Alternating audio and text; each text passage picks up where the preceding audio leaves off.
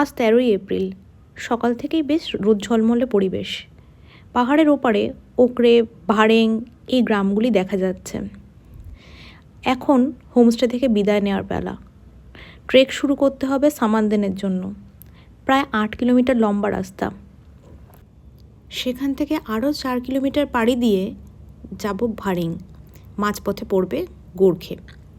রামমামের primary স্কুলের পাশ দিয়েই এই সামানদেন যাওয়ার রাস্তা। সামানদের গ্রামবাসীরা প্রতিদিন তাদের দৈনন্দিন কাজের জন্য এই রাস্তাটি ব্যবহার করেন। অর্থাৎ তাদের কাছে ধারে মোটরেবল রাস্তা পেতে গেলেও 8 কিলোমিটার রোজ হাঁটতেই হয়। রাস্তাটিতে যেতে গেলে বহুবার এরকম ছোটোখাটো ঝর্ণা এবং এরকম বহু সাঁকো পেরোতে হয়।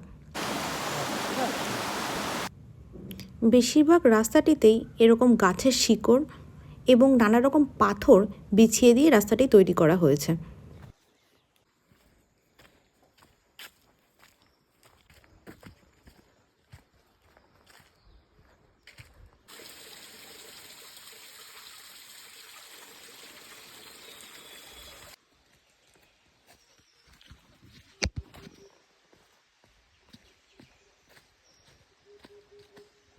জায়গাটি এতটাই নিস্তব্ধ যে আমাদের সফর সঙ্গী বলতে সাথে শুধুমাত্র আছে কিছু পাখির কলতান,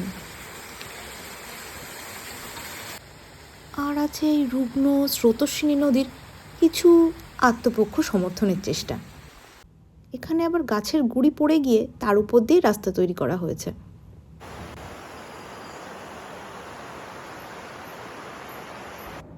প্রায় 1 কিলোমিটার ধরে আমরা কেবল উতরাই পথ বরাবর নামছি এবং সাথে জলের গর্জনও শোনা যাচ্ছে। পাহাড়ি রাস্তায় সাধারণত নদী থাকলেই পথটি উতরাই হতে থাকে।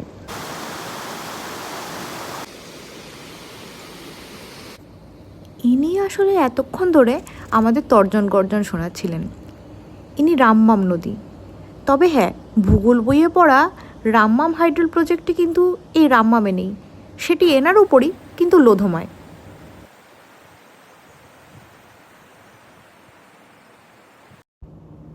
এই নদীটি ক্রস করার পর থেকেই চড়াই রাস্তা শুরু হলো। এতক্ষণ পর এই রাস্তায় প্রথম একটি বসার জায়গা দেখতে পেলাম।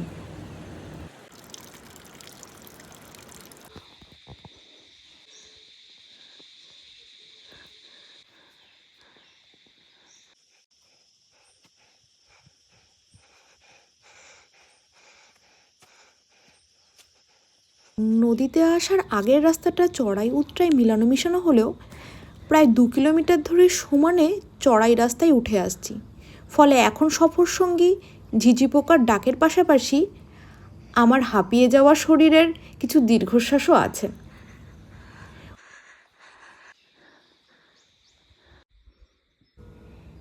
তবে এরকম প্রায় 2 কিলোমিটার হাঁটার পর থেকে কেমন যেন পাইনের জঙ্গল আস্তে আস্তে ফিকে হয়ে আসতে থাকলো এবং আস্তে আস্তে দেখতে পেলাম কিছু ভুট্টা, ধান ক্ষেত এবং শেরপাতের রঙিন বাড়ি দিয়ে ঘেরা একটি গ্রাম।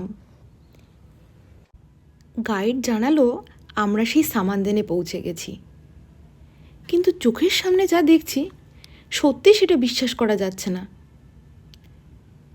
এটাই সেই সামানদেন যেখানে সময় থেমে থাকে আর প্রকৃতি নিজেই করে নীরব গান। তাই তো এটা সাইলেন্ট ভ্যালি।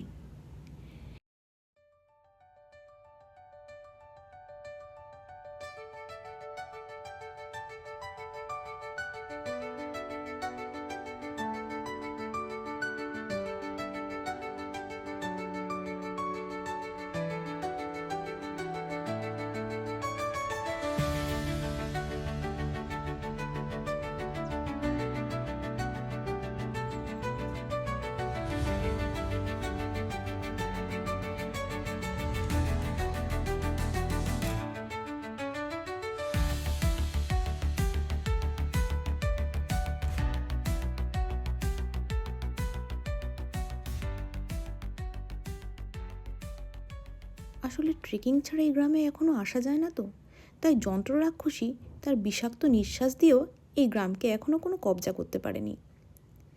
সামানদেনকে সেইভাবে উপভোগ করতে গেলে এখানে 2-3 রাত না কাটালেই নয়। হাতে কম সময় থাকায় আমার যদিও সেই সৌভাগ্য হয়ে ওঠেনি। এখনও লম্বা সফর বাকি, তাই মনের মধ্যে বেশ বেশ অনেকটা অতৃপ্তি রেখেই আমাকে এখান থেকে চলে যেতে হলো। সামানদেনের বেশ কিছু হোমস্টের নাম্বার আমি এখানে দিয়ে দিলাম। ফেরার পথে সামানদেনের দিকে তাকিয়ে বলে উঠতে ইচ্ছা করলো, আবার আসিব ফিরে সিঙ্গা লীলার কোলে এই গ্রামটায়।